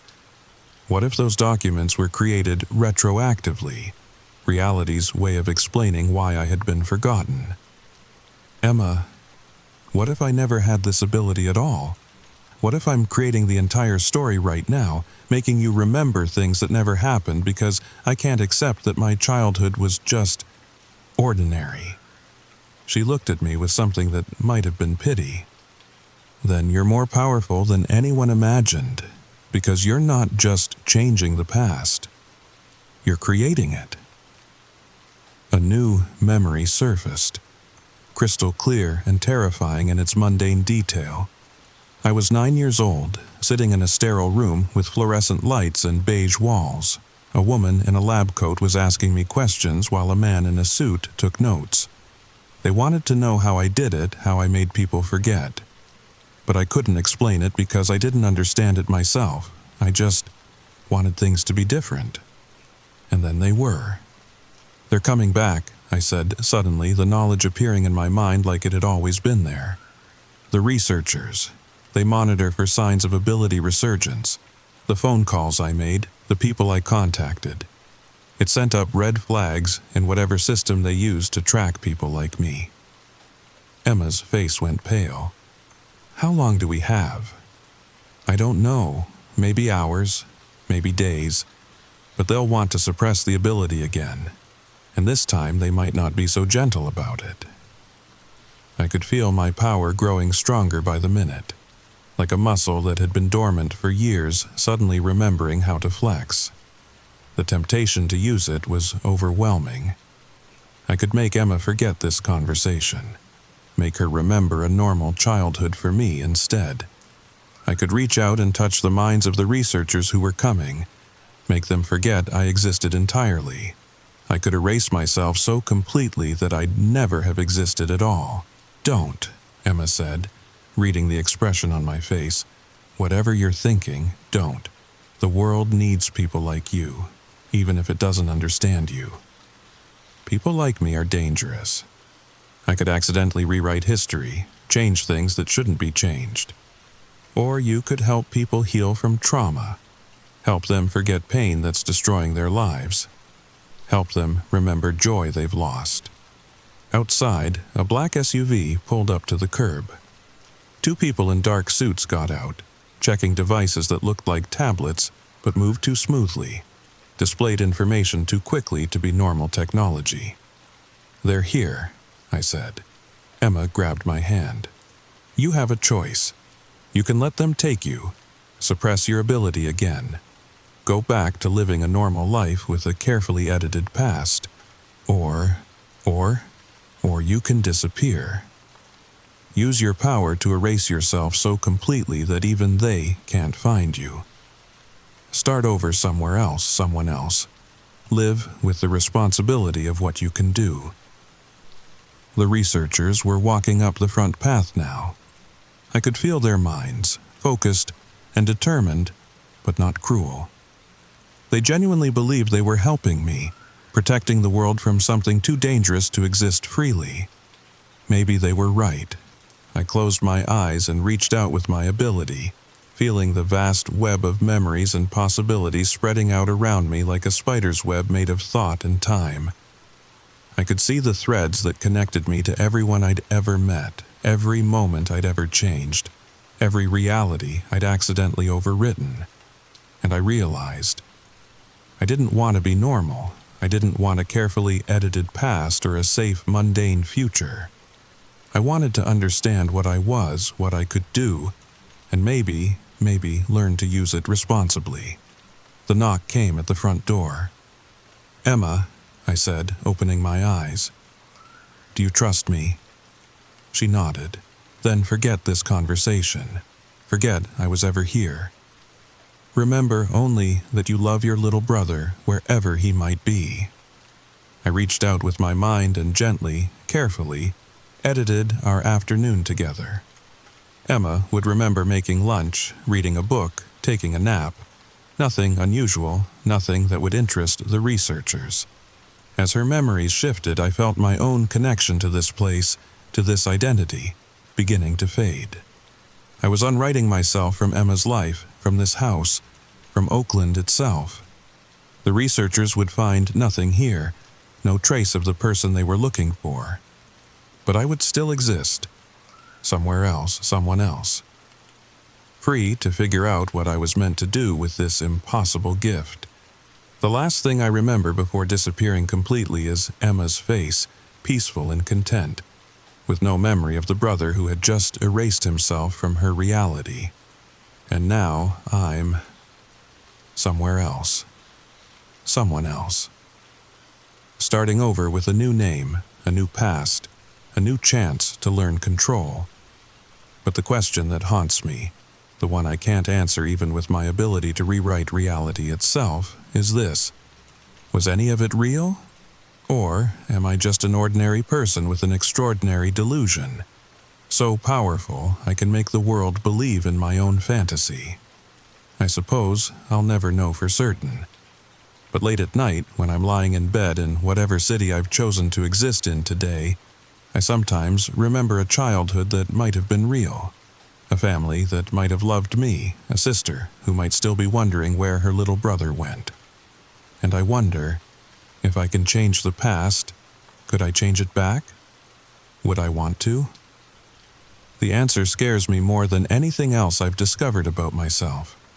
Because the truth is, I like having this power. I like being able to fix things, to heal pain, to give people the memories they need, instead of the ones they're stuck with. And that might make me the most dangerous person who has ever existed. Or it might make me exactly what the world needs. I guess we'll find out together. If you've made it this far, I need you to help me figure something out. In your own life, are there childhood memories that feel wrong somehow? Moments that your family insists never happened? Photos that should exist but don't? Because if my story is true, if people like me really exist, then I'm probably not the only one whose past has been carefully edited. And maybe, just maybe, you're one of us too. Think about it. And if you start remembering things that don't make sense, things that other people insist never happened, find me. I'll be listening. The story you just heard might be fiction, or it might be the most important warning you'll ever receive. Drop a comment below if you've ever experienced missing memories or reality gaps. Subscribe if you want to hear more stories that blur the line between what's possible and what we're allowed to remember. and hit that notification bell. Because some stories choose their audience, and this one might have chosen you. Sweet dreams. Story number 4. They knew my name before I told them. Not the mushrooms, the people who found me. 3 hikers discovered me wandering the trails of Mount Baker National Forest at dawn, my clothes torn, my hands covered in dirt, and something else. Something that glowed faintly blue in the morning light. When they called out to me, they used my full name, Rebecca Ann Thornton. Middle name and all. I'd never seen them before in my life, but I'm getting ahead of myself. Let me tell you what really happened in those woods, and before you think this is just another campfire story, I have proof. Check the news reports from Whatcom County, Washington, dated October 15th, 2024. 4 people missing, 3 found, 1 still out there. All right, here we go. The story starts now. My best friend Sarah convinced me to go mushroom hunting. Not the magic kind, just regular foraging for chanterelles and oyster mushrooms. It was supposed to be a simple weekend trip to her family's cabin near Mount Baker. Just me, Sarah, her boyfriend Marcus, and Marcus's roommate Tyler, who none of us really knew that well. It'll be like a double date, Sarah had said, wiggling her eyebrows at me over our Thursday night margaritas at Chili's. Tyler's cute, he works in tech. I wasn't interested in Tyler or his tech job, but I was interested in getting out of Seattle for a weekend. The October rain had been particularly depressing that year, and the idea of crisp mountain air and cozy cabin nights sounded perfect. We drove up Friday afternoon in Marcus's Subaru Outback, because of course he had a Subaru. The cabin sat about 40 minutes from the main road, tucked into a grove of Douglas firs so thick that cell service dropped to nothing about halfway there. Sarah had warned me about this. Digital detox, she'd chirped, tossing her iPhone into the glove compartment with theatrical flair. The cabin was exactly what you'd expect. Wood paneling, stone fireplace, that distinctive smell of pine and old memories. Sarah's grandparents had built it in the 70s, and it showed. Shag carpet in the bedrooms. Avocado green appliances in the kitchen. A collection of Reader's Digest condensed books that probably hadn't been touched since Reagan was president. We settled in quickly. Sarah and Marcus took the master bedroom. Tyler got the small room with twin beds. I claimed the pull-out couch in the living room, which suited me fine. I've always been a night owl, and I liked the idea of staying up late by the dying fire with a book. That first night was perfect. We grilled burgers on the ancient Weber outside, drank local IPAs, played Cards Against Humanity until we were all crying with laughter. Tyler turned out to be funnier than I expected, with a dry sense of humor that caught me off guard. When he smiled, really smiled, one dimple appeared on his left cheek, not that I was paying attention. Around midnight, after the others had gone to bed, I sat alone by the fireplace with a dog-eared copy of The Stand I'd found on the bookshelf. The rain had started again, pattering against the windows in that rhythmic way that makes you drowsy. I was just about to call it a night when I heard it. A voice. Soft, coming from somewhere outside. Rebecca. I froze. The book slipped from my hands. Rebecca Ann. My middle name. Nobody here knew my middle name. Hell, I never used it. It wasn't on my driver's license, my social media, nothing. Only my mother called me Rebecca Ann, and only when I was in serious trouble. I stood up slowly, my heart hammering. The voice seemed to be coming from the forest behind the cabin. It wasn't calling exactly, more like breathing my name into existence. Rebecca Ann Thornton. My full name. Every hair on my arms stood up. I should have woken the others, should have locked the doors and hidden under the covers like a rational person. Instead, I found myself walking to the back door, pressing my face against the cold glass. The forest was dark. So dark it looked solid, like a wall of black paint. But there, about 50 feet from the cabin, was that a light? A faint blue glow, pulsing gently like a heartbeat. The voice came again, and this time I was certain it was coming from that light. "Rebecca Ann Thornton, come see what grows." My hand was on the doorknob before I realized what I was doing. The rational part of my brain screamed at me to stop, to go wake up Tyler or Marcus or anyone. But my body moved on its own, turning the knob, opening the door to the cold October night. The air smelled different out here. Under the pine and rain was something else. Something sweet and rotten at the same time, like overripe fruit mixed with copper pennies. I took one step outside, then another. My bare feet sank into the wet grass. "That's it, come see what knows your name." The blue light pulsed brighter, and now I could see its source. Mushrooms. A perfect circle of them, each one glowing with that soft blue bioluminescence. They were beautiful, absolutely beautiful, like something from a fantasy movie, too perfect to be real. I walked closer, unable to stop myself. The mushrooms were small, delicate things with caps no bigger than quarters. But that glow, God, that glow was mesmerizing. It pulled at something deep in my chest, made my eyes water with its beauty. "We know you, Rebecca Ann. We've been waiting." The voice wasn't coming from one mushroom, but from all of them. A chorus of whispers that seemed to vibrate through the ground and up into my bones. I knelt at the edge of the circle, my hands reaching out. "Don't touch them!" The shout came from behind me. I spun around to see Tyler standing in the doorway, his face pale in the moonlight. He was wearing ridiculous flannel pajama pants and a Nirvana t-shirt, but his expression was dead serious. "Rebecca, get away from them. Now!" But it was too late. My fingers had already brushed against one of the glowing caps. The world exploded into blue light. I wasn't in the forest anymore. I stood in a vast space that defied description. Not a room, not outdoors, just an endless expanse of that same blue glow. The ground beneath my feet felt spongy, organic, like I was standing on something alive. And I wasn't alone. They stood in a circle around me, dozens of them. People, but not quite. Their shapes were human enough, but their edges seemed to blur and shift, as if they were made of smoke held together by willpower. And their faces, God, their faces were the worst part. Not because they were monstrous or deformed, because they were familiar. "Welcome, Rebecca Ann," they said in unison, their voices layering over each other like a corrupted audio file. "We've been waiting so long." I tried to speak, but my throat felt full of cotton. One of the figures stepped forward, and I gasped. It was my grandmother. Not as I'd last seen her, dying in a hospital bed, small and frail, but as she appeared in her wedding photos.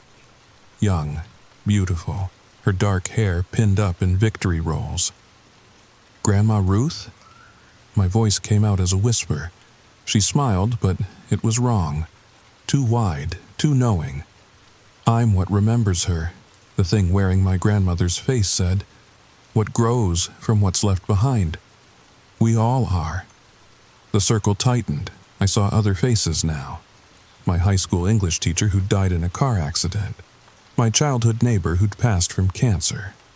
A barista from my favorite coffee shop who'd simply stopped showing up one day and nobody knew why. All dead. All here. "The mushrooms remember," they said together. "Every person who passes through these woods leaves something behind. A whisper, an echo, a name. We grow from what remains." "This isn't real," I said. But even as the words left my mouth, I knew they were wrong. This was real, too real, the kind of real that makes you question everything else. "You're special, Rebecca Ann," not Grandma Ruth said, reaching out with fingers that seemed to phase in and out of existence. "Your family has deep roots here.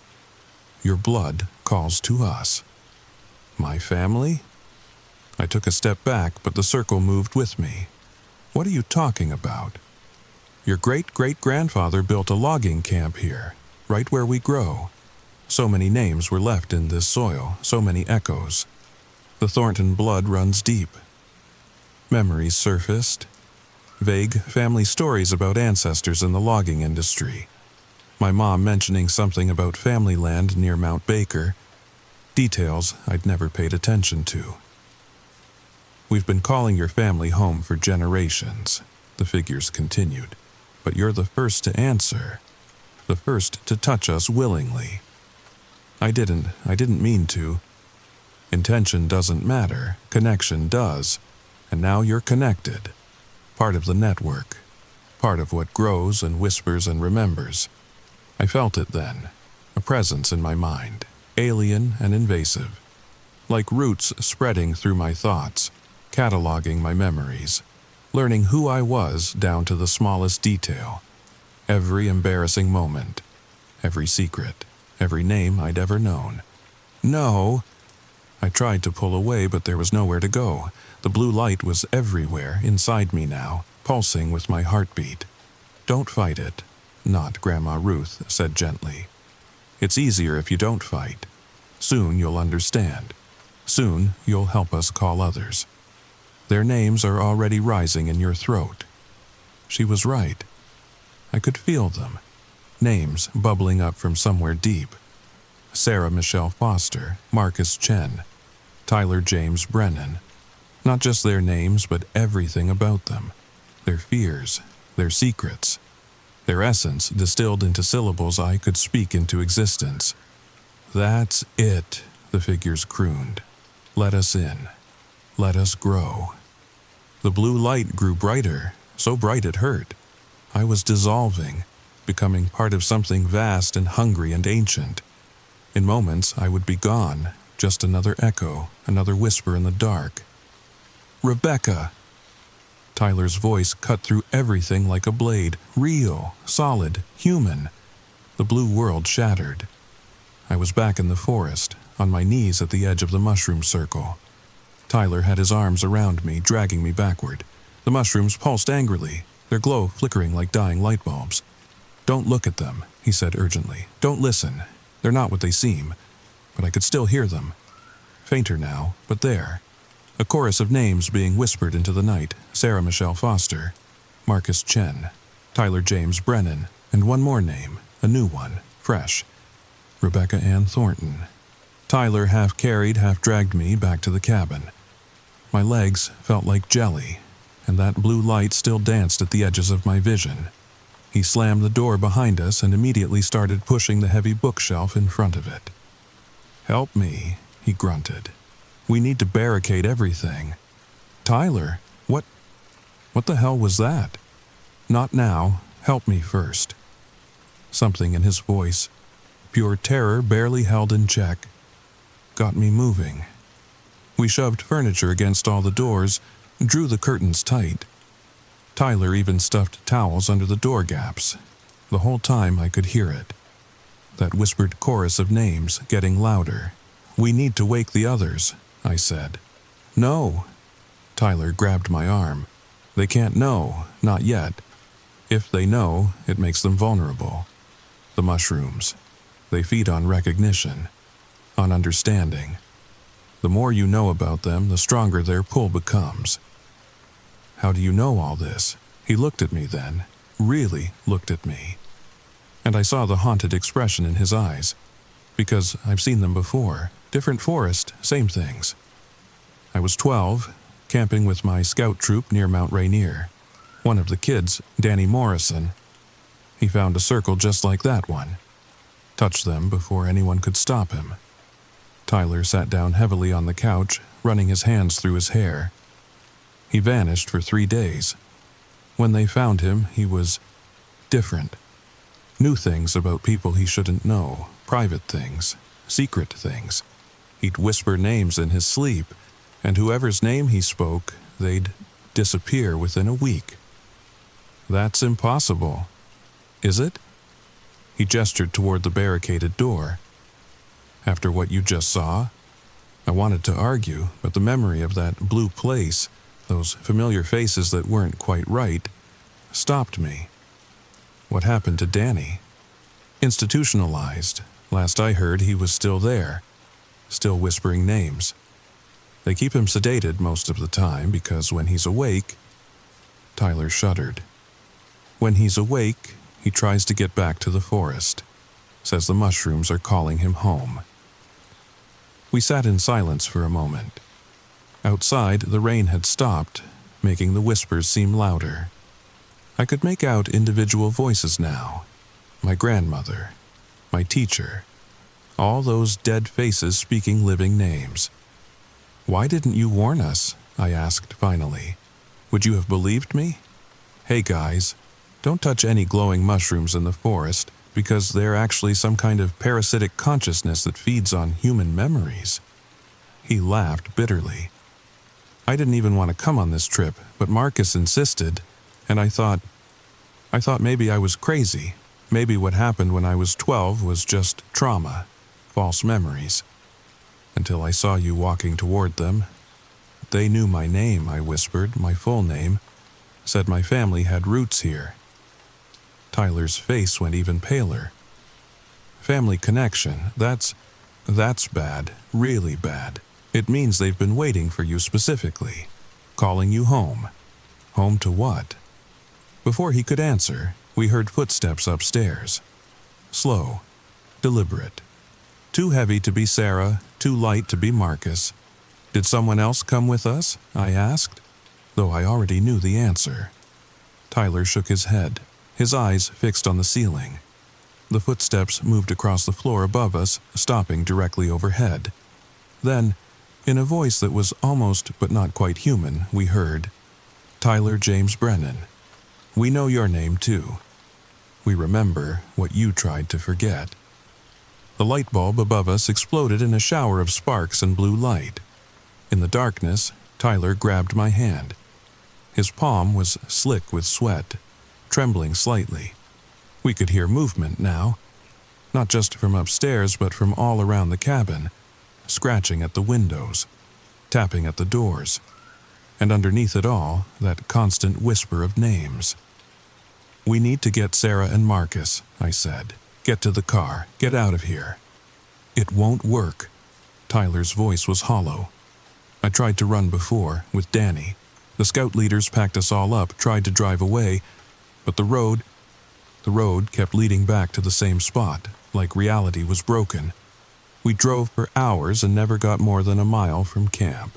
A door slammed upstairs, then another and another, far too many doors for a cabin this size. 'Sarah,' I called out. 'Marcus?' No response, just more footsteps, more doors. The sound was multiplying, echoing, becoming a rhythm that matched my racing heartbeat. 'They're creating spaces,' Tyler whispered. 'Doors that shouldn't exist. Rooms that weren't there before. The mushrooms, they don't just feed on memories, they use them, reshape reality based on what they've absorbed.' As if to prove his point, I noticed a door in the wall beside us. A door that definitely hadn't been there 5 minutes ago. It was painted avocado green to match the kitchen appliances, but something about it was wrong. The dimensions were off. Too tall, too narrow. And the doorknob. The doorknob was pulsing with blue light. "Don't," Tyler warned, but I was already reaching for it. I had to know, had to see. The knob was warm under my fingers, almost alive. I turned it slowly, and the door swung open to reveal my childhood bedroom, perfect in every detail. The unicorn wallpaper I'd picked out when I was 7, the canopy bed with its pink ruffles, even my collection of Beanie Babies arranged just how I'd left them. But the window, instead of showing my old backyard, the window looked out onto that same dark forest. And in the distance, getting closer, was a spreading blue glow. "Close it!" Tyler yanked me back, slamming the door. But when I looked again, there were 2 doors now. Then 3. Then 5. All slightly different. All wrong. "We're losing," he said. "They're rewriting the cabin. Soon there won't be anywhere left that's real." That's when we heard Sarah scream. Not a normal scream. This was primal, terrified, the kind of sound that makes your DNA remember why we used to huddle around fires at night. It came from everywhere and nowhere, echoing through doors that shouldn't exist. "Sarah!" I ran for the stairs, Tyler right behind me. But the stairs weren't right anymore. They went up and up and up, far higher than the cabin should allow. At each landing was another door. Behind each door was another scream. Sarah's. Marcus's. Voices I didn't recognize. We climbed until my legs burned until the air felt thin. Finally, we reached a landing that looked familiar. The hallway to the bedrooms. But there were too many doors here too, stretching in both directions like a hotel corridor. "Which one?" I asked desperately. Tyler closed his eyes, concentrating. "The real one will feel different. Colder. The mushrooms can't perfectly replicate life. There's always something missing." I touched each door as we passed. Warm, warm, warm. Then, there. The master bedroom door was cold as ice. We burst through to find Sarah and Marcus huddled in the corner. But something was wrong with Marcus. His eyes were that familiar blue, and when he spoke it wasn't his voice. "She fought so hard," the thing wearing Marcus's face said, "but we know her name now. Sarah Michelle Foster, born June 3rd, 1998. Afraid of spiders, allergic to shellfish. First kiss was with Tommy Chen behind the gymnasium in 8th grade. "Stop it," Sarah sobbed. "Marcus, please." "Marcus is learning," not Marcus continued. "Learning what we are, what we've always been. The forest remembers everything, Sarah. Every person who died here, every name spoken in these woods. We grow from death, but we hunger for life." He took a step toward us, and I saw the blue spreading under his skin like veins. "Don't let him touch you," Tyler warned. "Once they're inside someone fully, that person becomes a conduit. They can pull you into the network through physical contact. How do we stop them?" I demanded. "I don't know. I've been running from them for 15 years, avoiding forests, staying in cities. But they called me here anyway, through Marcus. He kept talking about this trip, this cabin, like it was his idea. But it wasn't, was it?" Tyler glared at Not Marcus. "You've been planning this." Not Marcus smiled with too many teeth. "The network grows, city by city, person by person. Soon we won't need the forests. Soon we'll be everywhere, in every shadow, behind every door, whispering every name." That's when I remembered something. A detail from those family stories. My great-great-grandfather's logging camp. How it had burned down. How he'd barely escaped with his life. "Fire," I said. "They're fungi. They burn." Tyler's eyes widened with understanding. We had the same thought at the same time. The stone fireplace downstairs, the pile of old newspapers, the ancient can of lighter fluid in the garage. "Sarah," I said urgently, "we need to go, now." But she was still staring at Marcus, tears streaming down her face. "I can't leave him. That's not him anymore." "You don't understand," she whispered. "I can hear him, the real him. He's still in there, screaming." Not Marcus tilted his head. "She's right. He screams so beautifully. Would you like to hear?" And then Marcus's real voice burst through, raw and terrified. "Help me! Oh God, please! I can see everything. I can see how it ends. They're going to—" The thing cut him off, blue light flashing in its eyes. Enough time to add to our collection. It lunged for Sarah. Tyler threw himself between them, and Not Marcus's hand landed on his shoulder. The effect was instantaneous.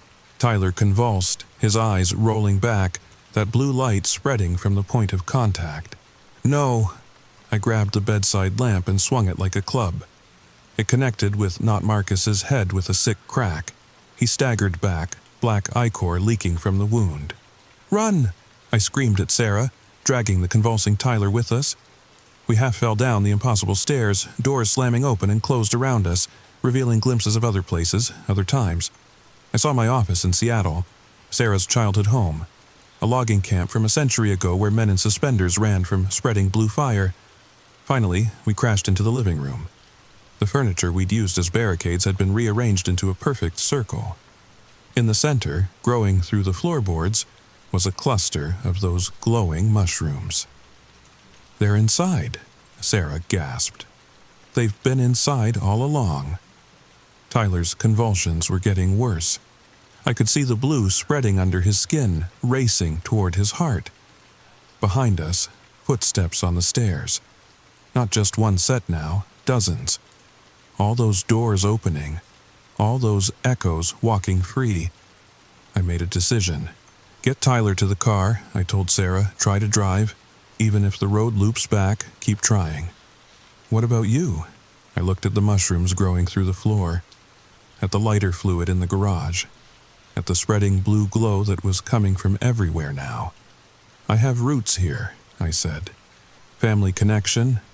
Maybe that means something. Maybe I can stop this." "Rebecca, no. Go!"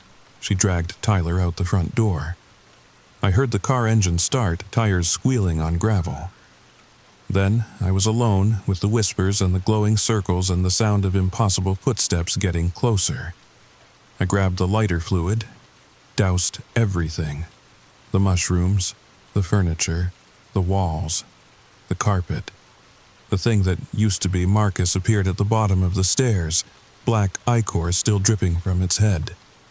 "You can't burn us all," it said in that layered voice. "We're in the soil, in the trees, in the rain that falls, and the streams that flow.